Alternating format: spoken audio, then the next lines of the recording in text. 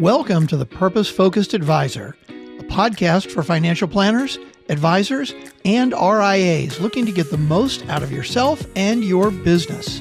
Join Rob Brown as he walks you through a journey that will allow you to take action in your business and your life so you can be the best that you can possibly be. Now here's your host, Rob.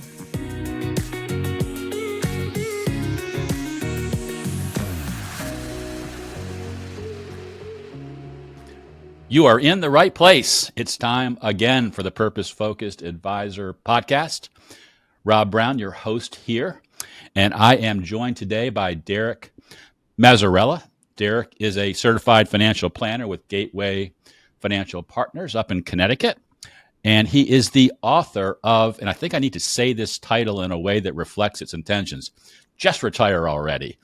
And we're going to dig into what Derek is all about, as he has built a terrific financial planning career, as well as become a published author, which I know a lot of our audience wants to do or thinks about doing. So, Derek, welcome to the show. Well, Rob, thank you for having me. All right, let's dive in. Derek, what is it that got you into this, some people would say, crazy business of other people's money?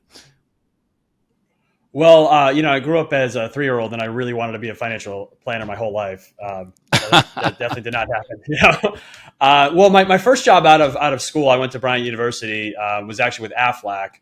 And one of the things I kind of went to school for is I wanted to always run my own business and kind of be more entrepreneurial. And this kind of seemed like a middle road where you get to grow your book of clients. But I graduated in 2007. I did Aflac for about a year and a half, really struggled with it. And then 2008 happened. I lost a third of my book of clients. During that time frame, I was networking with a financial planner.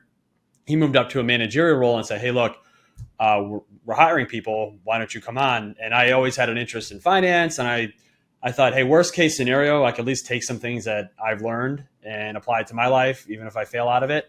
And once I started getting into the business more and more, I just fell in love with it. I love how you can help people. I love learning more and more. I feel like there's never a point in my career so far where I'm like, I've learned it all. I'm good. And it seems like every day is a new challenge. So I really enjoy that aspect of it.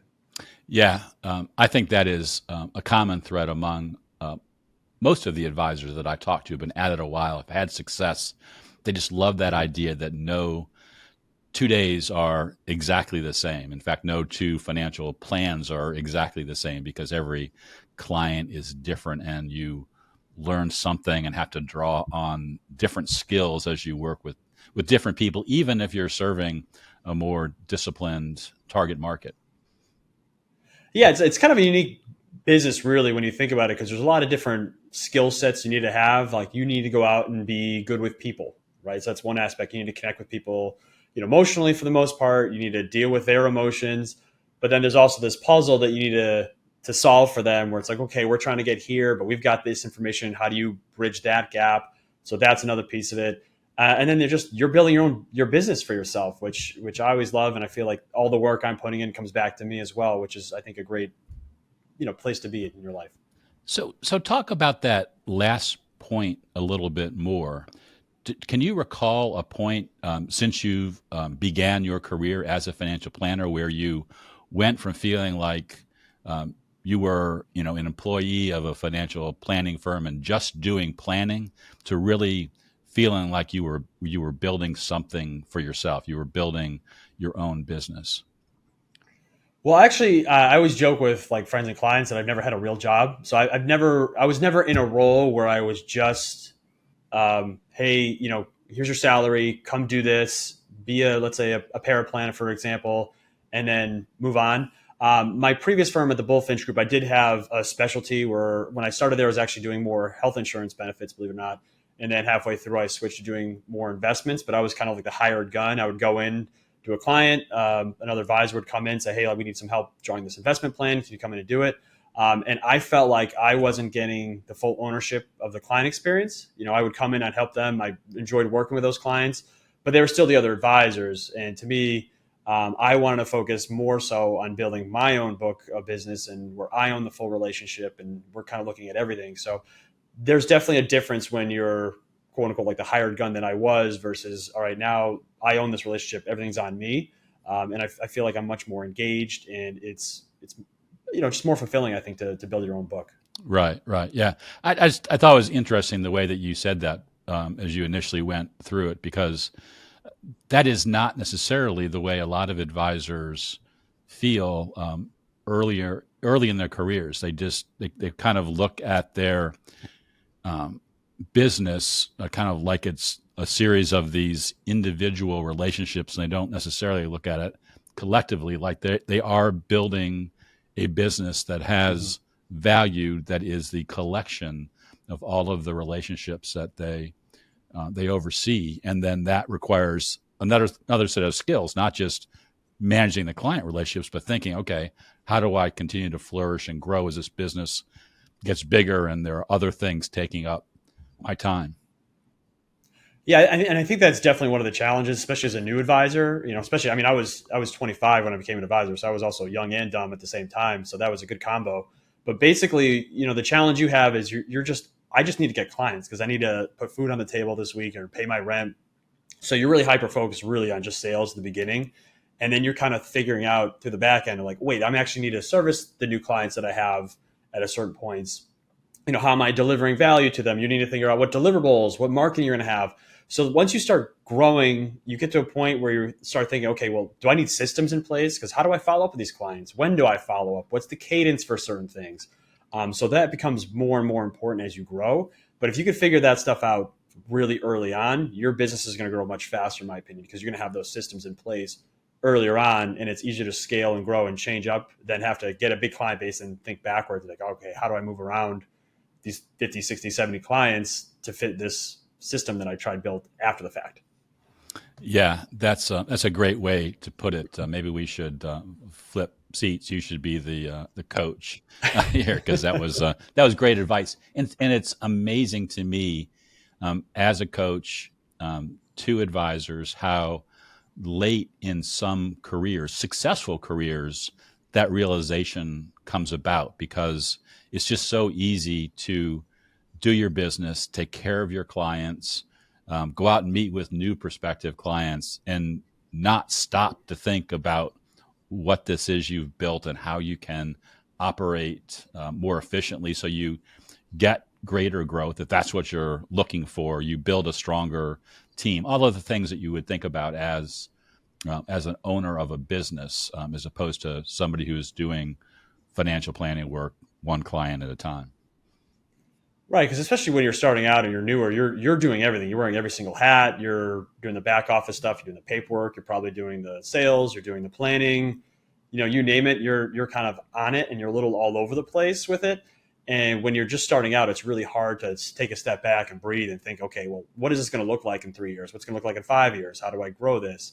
Because when you get to a point, you're going to start saying, well, I'm doing these same things over and over again, but I'm doing them all slightly differently, and that's not efficient. Right. So then you kind of start asking yourself, like, even little things like, okay, I've got a new prospect meeting. What should I send them the day before the meeting? Should you send them anything? Right. So you have to start thinking through some of these things. How often am I going to meet with clients? Do I have different client schedules for different types of clients? So there's a lot of questions you want to start asking yourself. And like, what are the things that I'm repeating over and over again? Can we automate that? So those kind of things. Yeah, some more great advice. In fact, I have a tool that I call the Business Optimization Scorecard. It's something that if you're listening to this podcast, you want a copy, just go to truistfan.com/scorecard.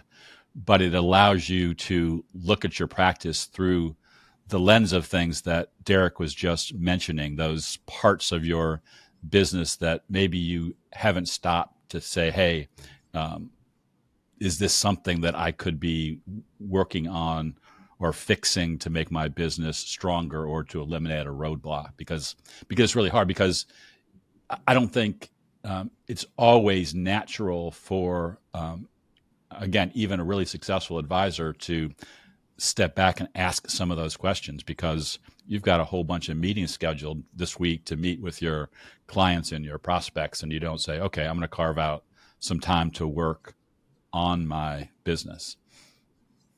Yeah, and I think what I would challenge folks, because I've definitely been there, and I think there are a lot of advisors probably nodding along with that and say, well, why would I stop? Because it's working, I'm going to keep going, and I'm getting new clients, and everything's great. But if you take 2 or 3 hours, and I would recommend get off site if possible, so get out of your office, so there's no distractions, and just really map out some structure with your business. Because when you do that, even if you spend 2 or 3 hours or half a day or even a full day, you're going to end up freeing up more time in the long run if you have good systems in place. Yeah. Well, you're speaking to the choir there. I see it Yeah. all the time, but that making that turn, making that decision to spend the time doing those things can be hard to do because you're scattered and it's like, oh, I don't have time for that. But in essence, what you're really doing is saying, I'm going to take time to make time. And that's at the heart of it. Right. That's a big difference. And the other thing is kind of even realizing just your skill set. Like, do I have the skill set to do this? And if you don't feel afraid to bring someone in that will have that. Hey, I'm going to help you execute this thing, because maybe I'm a good idea person, but like I fall flat when I execute. So I think it's helpful to be a little self-critical and think about, all right, what am I actually really good at? And do I need to hire someone else to cover up that weakness, or do I need to bring a consultant on? Those are the things you should really be asking yourself as well. Yeah. Yeah. Great questions. Good insight. So let's switch gears. I was looking at your LinkedIn profile, and you make a statement that said the very beginning of your about section says, you don't need an advisor. Yeah. Nope. All right. What do you mean? What do you mean you don't need an advisor? Well, I think every advisor is going to tell you absolutely need an advisor. And for the most part, I do agree with that. But like you can be successful, you can be okay with money, you can retire successfully and never ever talk to a financial advisor. It is possible. I'm gonna throw it out there. You can definitely do it. I think the challenge for many people is they don't realize all of the things that they're missing out on if they were to use an advisor. Because what happens is, for especially someone that's earning a really good salary and doing a really good job stuffing their 401k, for example, what they're missing out is typically, the biggest thing I tell them is it's time, right? At the end of the day, it's time, because it's either they're spending time doing the thing they own, or they're being so conservative. Because I always run to people that run their own Excel models, right? But it's always average return, and I'll be conservative with this, and blah, blah, blah. And what they're missing out on is all these opportunities and experiences that they can have if they were more efficient, more direct with their, savings, if they were more in line with, their tax planning. Because there's a lot of missed opportunities I see when people do their own planning. And I'm sure, you probably come across that too, Rob. But I just feel like, yes, you can do this on your own, but at what cost? And your cost is not necessarily money. It's all the other things you're probably missing out on that you don't know about, but also you having such a wide range of returns and having such a big buffer means you're losing out on other things elsewhere. Yeah, no, I brought that up because your about section on your LinkedIn profile is actually well written. It does state the case of why a busy executive should talk to you if they're really serious about their financial plan. So I think you do a great job with that. And I think the other thing that's really important to think about as it relates to this topic is, so often even our clients don't know all the things that we can do. And I'll give you a simple example in my business, and I'd love you to share your experience with this in your business. But I work with clients for large numbers of years at a time as a private executive coach. And we put our heads down and we try to work on those things that are most important. And oftentimes that relates to business growth or building a team. But more and more as I'm working with clients, I'm doing a lot more work helping them with their succession plans and helping them ferret out offers they're getting for their practices. And it's something I've done my whole career, but I have found with a couple of clients who have been approached to partner with somebody else or to sell their business that they ask me, Rob, who should I talk to about succession planning? Because we've never talked about that in our business, in our relationship, even though it's something that I do. And I think that happens in the businesses of financial advisors too. You go along, you're working on retirement planning, you've helped your clients figure out, what the likelihood of them being able to succeed in retirement is, and then something out of the blue comes up. Maybe it relates to a death in the family or a lost job or some tax questions, and they come to you and say one of two things. One, who can help me with this? And you can say, well, I can. Or they say, I'm thinking about changing advisors because they do tax planning and you've never talked to me about tax planning. And I know you talk about tax planning in your practice, but that as an example, do you see that? Have you experienced that? Not for a while. I think one of the things that was ingrained in me very early on was the worst thing a client can say to you is, I didn't know you did that. And so I always thought of that. And the challenge is, especially with a new relationship, we have these big sheets, right, that we typically, most advisors send out. We do cash planning, we do debt management. And they have this whole list of all these things that don't necessarily mean much to clients. But one of the things I make sure that is very clear when we're going through the process is kind of outlining all the areas that we help out with. And then when we have to leverage outside folks, like an outside accountant or an estate planning attorney. And, I kind of make sure the relationship we have is kind of more of a quarterback relationship where it's like, okay, let's bring everything together. And then, all right, we throwing the ball to you, or we throwing the ball to the accountant, or, where are we going with all of this? But to your point, Rob, I think it's very important that clients do know that. And I think one of the other ways that I kind of weave that in is through the education that I provide with clients, because I'm trying to be very on top of like throwing different things out there about like, hey, a life insurance policy, you need to know this. With long-term care, you need to know this. With investments, here's another thing to think about. So you want to constantly be educating them outside of meetings to keep them A, top of mind, but also B, to kind of give them a breadth of all the things you can focus on. Yeah, no, that's great. And I think that's the way top practitioners do it. There are systems built into communication, tools that are used at different points in the relationship that keep that stuff front of mind. But it's also easy to let it slip because, hey, every time we get together, we're talking about the portfolio and the likelihood of being able to be successful in retirement. And you put your head down, the client puts their head down, and the next thing you know, you're out of sync. So that's really really important. So let's change gears again. You're an author, and I love the title of your book, Just Retire Already. And I think the subtitle is Financial Planning Simplified. Talk about, number one, why you wrote the book, and then number two, why you wrote the book that you wrote.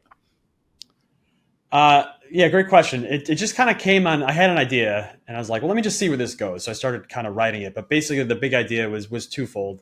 I think there are a lot of good books about building wealth, but there aren't a ton of books about, all right, when I get to retirement, what does that actually look like? What are the challenges you're going to face, and what do I do about it? So we kind of break down about 7 challenges that people are going to face in retirement, anywhere from like market risk to longevity to sequence returns. Then I talk about the tools you have. But the big thing for me was most financial books I've ever come across are textbooks, especially for the average person. Like a finance nerd like me is going to love those, but most people aren't. So I'm like, well, what if I use analogies and jokes and stories to make them more related to folks? So that was kind of the genesis of the book, and that's essentially why I wrote it, to make it a little bit easier for people to read. And quite frankly, I only have so much time in the day. I can't talk to everyone. So for me, this was kind of another way to throw some of the things that I've learned over the last 15 plus years. And hopefully I can help someone out, even if it's only, one nugget they get from the book. It's a bigger reach that I would normally have just doing one-on-one meetings with clients. So talk about your writing process. How did you get the book done? Because, a lot of advisors have that epiphany. Oh, I need to write a book, and I've got a great idea for a book. And then it never gets started, or it never gets finished. How did you work your way through that process? I think the biggest thing I was making sure I do is I had a specific time during the day that I would write. And at the time I wrote it, I had a 3-year-old and a 1-year-old, or 2-year, 1 year, like basically 2 little kids, right? And luckily for me, they both like my wife way more than me, and they wanted to make sure she put in bed. So I had about like hour every night while she was putting the kids to bed, because they were screaming when I would do it. So I was like, all right, well, let me just see if I could chip away at this book. So all I did was I committed to writing hour every day. I honestly, I took some breaks. I only did it typically during the week. So it's 5 days a week I was working on it. And then after about 10 months, I kind of had the real rough draft of the book. I took some breaks in between for sure, but I just chipped away at it. So it was nothing, no secret. It's just you have to give it a little bit over time, and you'll eventually get there. And for me, honestly, Rob, it was giving me energy. I was excited to write it. So I think that made it easier for me to do it and gave me more motivation. Like I had no idea where I was going to go. I didn't have a publisher lined up. I didn't tell anyone about it either. I think the only one knew that I was writing a book was my wife. So other than that, I didn't tell anyone. I just chipped away at it. Now that's basically all you can do. Yeah, that's awesome. There are so many different ways that books can be written. But some of us, and I fall in the same camp as you, want to write the books ourselves. We don't want to talk the book or hire a ghostwriter. We really have something we want to pull out of ourselves. And what you just described is the way that you do that. You don't do it. You don't stay awake, for 72 straight hours and crank out a book, especially with a 1-year-old and a 3-year-old. You say, okay, let's just start writing. I remember my coach who helped me with my book, Truest Fan. He said, this is how many days it's going to take you to write a book of this length, which is something that we were shooting for. And based on a little exercise we did, how much time it takes you to write that number of words every day. Now just go start writing. Don't worry about the chapter or the chapter order. Just write about the things that you think are important. And then it has a way of coming together. So there's creativity, but there's also a process behind the creativity that makes sure that you don't end up with something that is 70% done and is sitting on your computer, when your kids are graduating from college. It's actually been out there for all those years. Right. And, I think that's a great point. One of the things that I was always driven home was, the Jerry Seinfeld, his whole thing was always, I write a joke every day. Every day I just write a joke. Some are going to be good, some are going to be bad. I mean, during my writing process, there were some days where I was cranking out stuff, and there were some days where I was like staring at the keyboard, staring at the computer, and I probably wrote 4 or 5 lines, but I just got in the habit of doing it over and over again. And when you get in the habit of something, it just becomes second nature. And then, your good days will be more frequent, and you'll just kind of get rolling. So just one of those things you got to do it. And I think, to your point about the ghostwriters, I would probably shy away from that generally. I know it's kind of a nice shortcut, but one thing that we have all collectively and individually is our voice. And the way you talk to clients is unique and special. And if you're having someone else tell that, you're going to lose something in translation there. And I think one of the things that makes my book, at least hopefully I think, more unique is the fact that it's written in my voice. It's with my sense of humor. So like I've even had friends that have read it said, like, I feel like you're reading this to me. Like I know you wrote this book. Right. So they tell me that. And I think that's what differentiates you. Because frankly, our financial advice is, it's all the same stuff. Right. It's just how you deliver it is going to be the important thing. Yeah, those are some great points.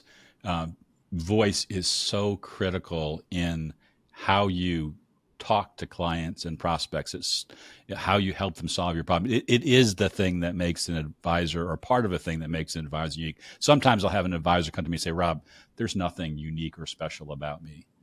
Every advisor has access to the same products and services, the same softwares, all that stuff. And I just have to call BS on that, because I know that every person in this world has a unique voice. And when you, as a financial advisor, combine your voice with the voice of all those people that you meet with, you're doing something unique that nobody else can do the way that you do it. And you want that to come out over and over again. Yeah, I completely agree with that. And one of the things I learned working with all the other advisors in my previous firm was, you're going to find clients that align with you. So if you're not sharing your voice, you're going to have a misalignment there between your clients, yourself, and your practice. So I would just keep that in mind, that you may turn away some people by doing that, but you're going to be turning away the people that aren't a fit. So I'm curious, if an advisor comes to you and says, Derek, I see you've written a book. Should I write a book? What's your answer? No. Well, no, I think it depends on their goal, right? I mean, I honestly didn't really have a goal and have much of a thought process behind it. It wasn't like, oh, this is my grand marketing scheme. Like I said, I kind of had the idea. I just started writing it. I would say if you're going to write it, you've got to commit probably 2 years to the process, because it took me about 10 months to write it down, the rough draft. And then it probably took me about another year to get it from rough draft to finished product, published book. So you want to think a couple things like, what do I want to accomplish with the book? How am I going to leverage that in my practice? Which, quite frankly, I feel like I could probably do better of. And then what I want it to have happen out of it. So I think that's really clear, because it's going to be a huge commitment for you to do. So you really want to know that going into it. And if you're okay with that and you feel like you've got a good idea for a book and you've got something that can differentiate you, great. I mean, for me personally, I've gotten some clients from it, and people that I would never have expected to become clients. But it's a great lead in. Like, I had one meeting where a random prospect came in and they were quoting my book to me, and I had to sign it, for him when we got to the meeting. So it was a very surreal experience to go through, and it was pretty cool. But those are the things that can come out of it. But I think it's a lot of upfront work. I don't want to scare people away. However, I would say that have a plan for it before you get into it. Yeah, great advice. My quick answer to that question is always yes. I think if somebody thinks they should write a book, they should write a book. But I also know that it's not always the right time to do that. And through the coaching work that I do, that's one of the things that I help my clients do, is understand, like, what are the most important things that you should be doing right now. And when that book, rises to the surface, it really makes sense to do it. Then we want to make sure that we set aside time to be able to do that, have a system for getting it done. I've actually helped a couple of I am not a book publisher or a book editor, but I've actually helped a couple of my clients write books. But because of the work that we were doing back and forth, it just made sense for me to be the one to help them, because I could tell that I was pulling out what they wanted to write about, and I could coach them along the way. And so that's just part of it's just an example of the kind of things that I do at Truest Fan Coaching. But I always say yes, because I think if being a published author, I think it's just an incredible feather to put in your cap. And I don't say that in a bragging way, but just to be able to take your thoughts, your ideas, and put them in a way that you can share them differently than you might, with in a client meeting or over dinner with friends is really an amazing thing. Yeah. Well, I think it's impressive because you're doing something that's really hard, right? So let me ask this, Rob, then. What did you notice? Okay, this was me before the book and this was me after the book. What was the kind of biggest change for you? I think the biggest change for me in writing my books is that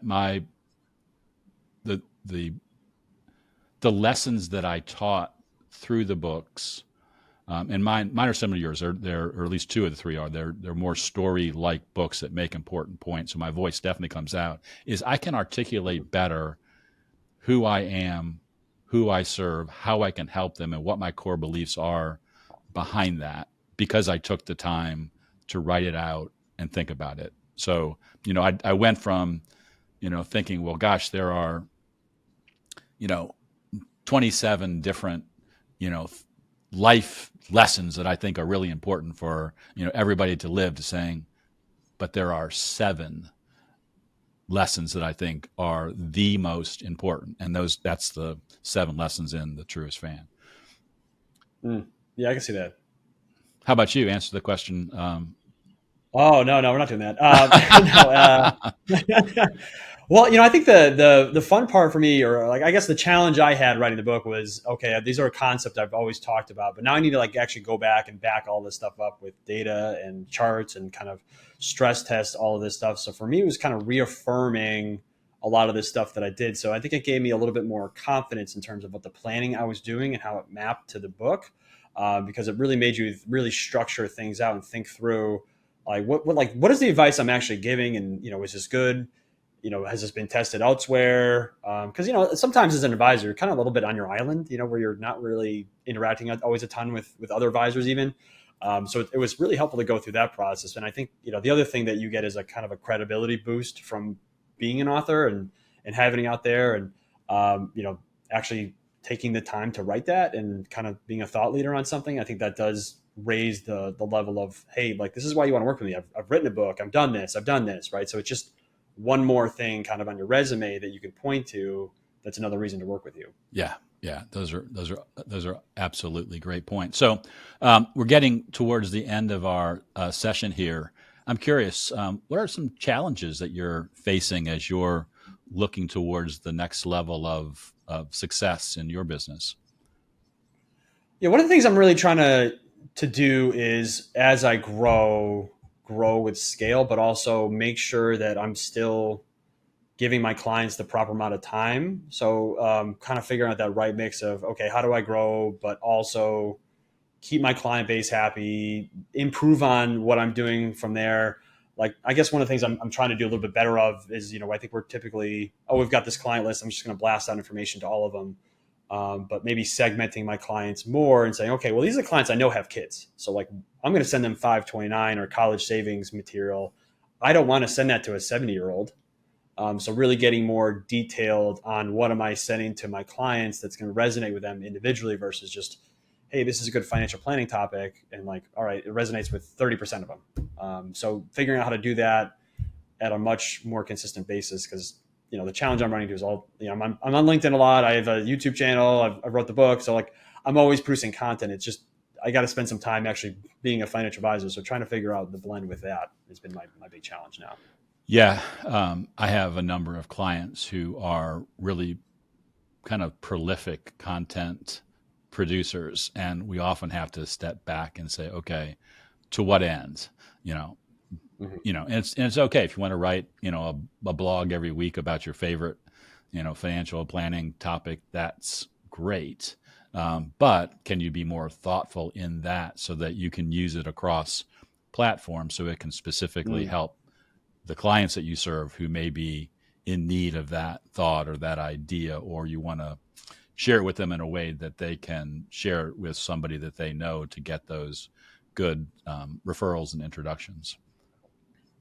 Exactly. Yeah, I think that's incredibly important, because you've got to like keep your main things the main thing, right? You should be a financial planner first, and then branch out from there, not the other way around. Yeah. Yeah. No, it's easy because there's a lot of freedom in this industry to do a lot of different things that that can contribute to your business. Right. It was just dawned on me. I've had clients or no advisors over the years who say their golf game is an important part of their business, and that might sound funny on the surface, and I guess it is funny on the surface, but for some it is, and for some it's just something they say, because there are some advisors who use golf as a way to network and to get to know future clients, but also get to spend more time with their existing clients, and they're very intentional about it while they're missing those 3-foot putts. And then there are others who just want to be able to use that as an excuse to take Friday afternoons off, and they're just hanging out with their old college buddies who will never be their clients. And so anyway, I probably went on with that too much, but I was just thinking about all those different activities. Yeah, no, because it's easy to. I mean, the best part about this job is you can do anything marketing wise, right? But that's the worst part about this job. There's so many avenues you could take to grow your business, and to your point, like, yeah, you can golf, and that can be a great source, but it could also be a huge distraction for you. So you really want to really kind of hone in on what would actually be the best bang for your buck and your time and all that stuff. But if you really just want to play golf, like, hey, work that in your schedule, but make sure you're really diligent on all the other stuff, right? At the end of the day, there's always about trade-offs. And you want to make sure that you can't complain like, hey, I'm not growing. Why aren't I growing? But you're golfing every Friday, right? Yeah, for sure. So as we wrap up, Derek, any last piece of advice that you'd like to give the audience, maybe something that we didn't cover during our conversation? Yeah, one of the things that has been really helpful for me in the past 2 years has been figuring out what can I automate. So I think if you can go through that process, and one of the things I do with my review meetings is I send out a blast email to all of them. I know it probably sounds very impersonal, but you kind of get them a little bit on the spectrum of doing that.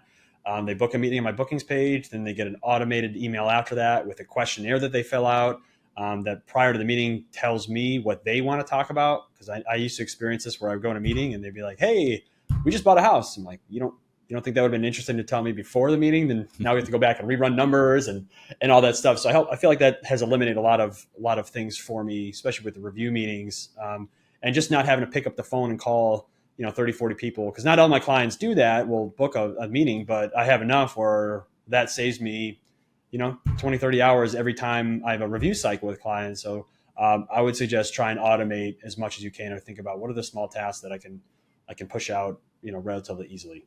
Yeah, and I think you said it earlier. Think about those things that you are doing over and over and over again. That's the answer to the what should I automate or try to automate question, because sometimes we ask that automation question and then our minds go blank because we're not connecting the purpose behind automation with the practical aspect of where our business really is.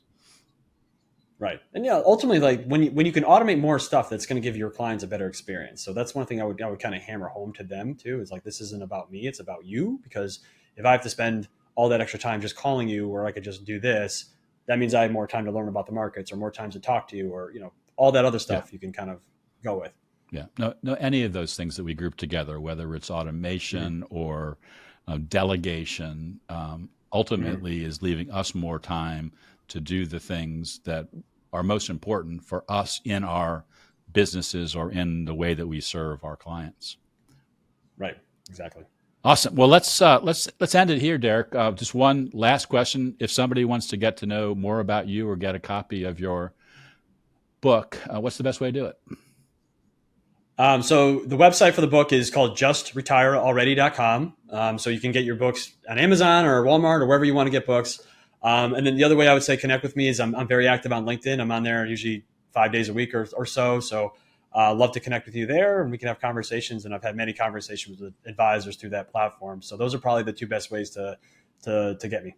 Great. And we'll make sure we put that in the show notes. Well, Derek, I really appreciate your being on. You have a refreshing kind of bright and energetic way of kind of presenting yourself. I imagine you're a lot of fun to hang out with.